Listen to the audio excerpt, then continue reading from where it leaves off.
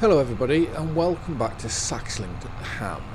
So we're just on our way to the dealership because we have rented a windrower and the X-Track bale wrapper. So we're going to go gather the windrower up first because we need that obviously for the baling. We've still got the baler. Oh, that's just now we can go.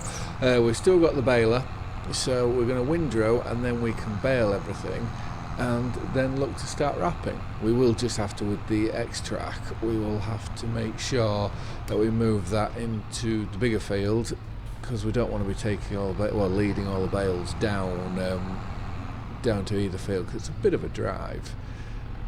But right, so we have gone for the same windrower as what we have mowers. So I thought that's all a bit in keeping. I was inclined to go get a Class one considering it's a Class dealership, but it was a whole metre shorter than this, so I went away from there. So let's make our way to our grass field. So if we take it wide here now, and then we can turn sharp in, like so. We're missing the back corner, aren't we? Brilliant, we've got that in perfect. So we can look to unfold. Whilst that's doing that, we can turn on, drop down, and we will get this all done. And we'll try and get cracked on because we want to obviously get this windrowed.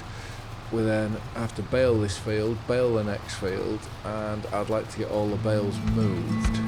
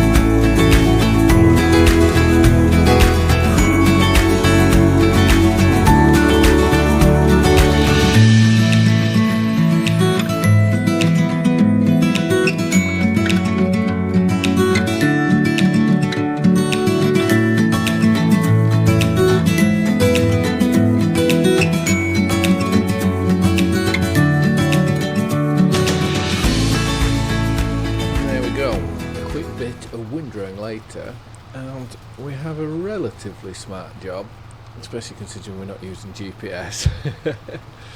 Right, we'll just get up to this little bit here and then we can turn everything off and fold it up.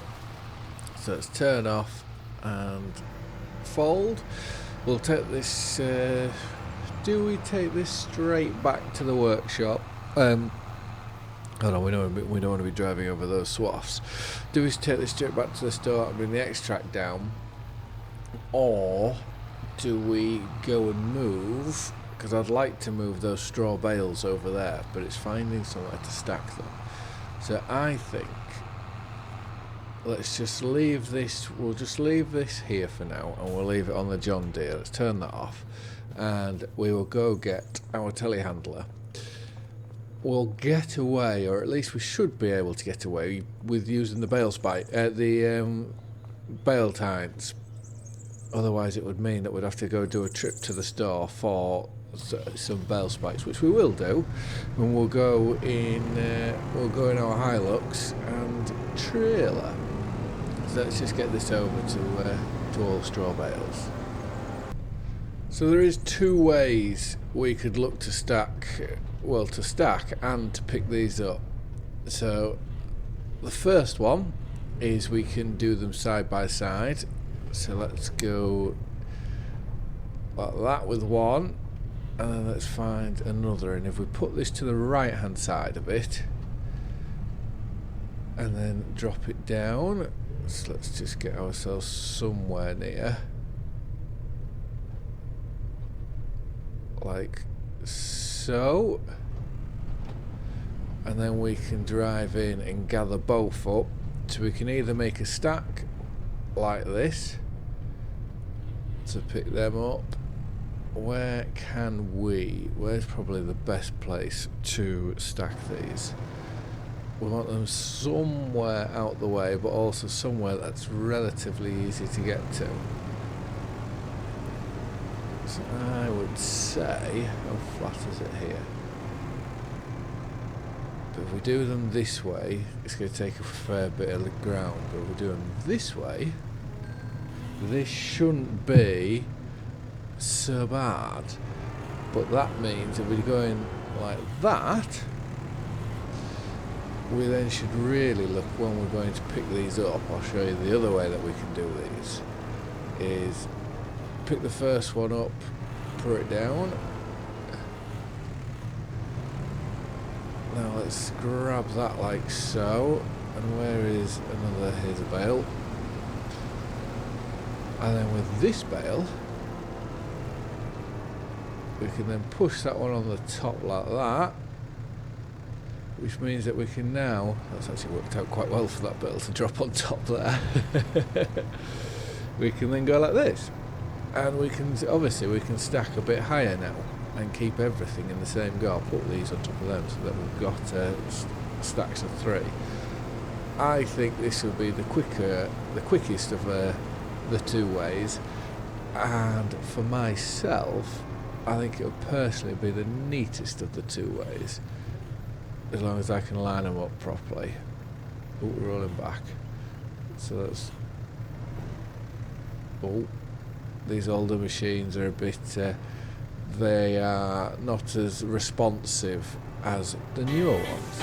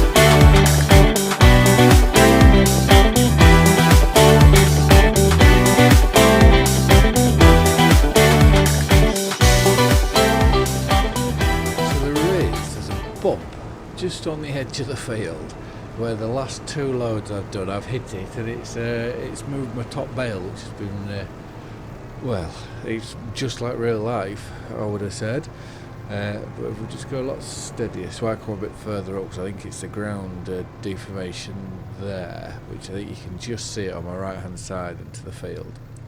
So we'll drop those off. I think that's all of them now, which 3 is about the perfect height. 4's too many, and 2 I would say you won't get enough on. But I would love to leave the load all there, but we need to go back and get the John Deere now, which I think this is a lot quicker obviously driving this over than it is to get out and walk. So we can park this in the shed for now. We will need it slightly later on, but we're trying to make sure that everything stays neat and tidy, not like how when we bought the place. So this can just be reversed and left here. If we get out, we'll get into the John Deere, we'll detach the windrower there, because I think it may be a good idea to bale, because we've got the baler to return, the windrower to return, and we'll have the X-Track to return. So let's get into here.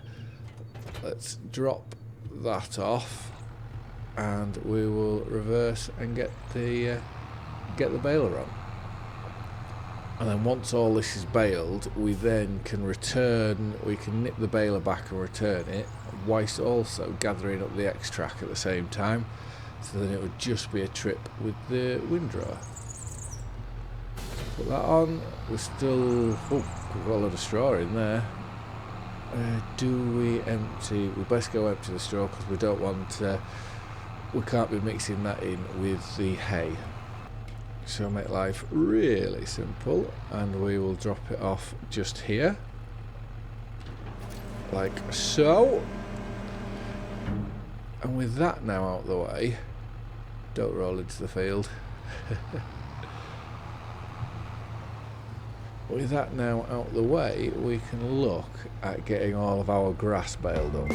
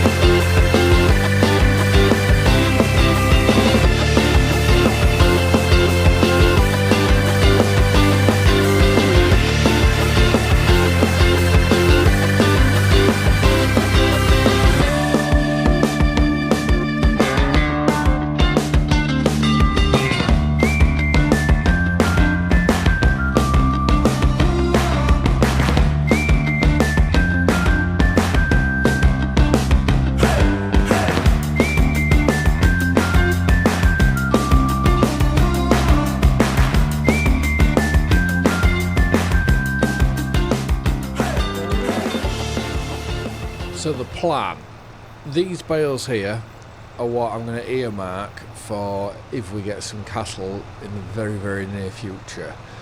The other bales, they are going to be wrapped and they're going to go be sold to make as much money as possible out of them.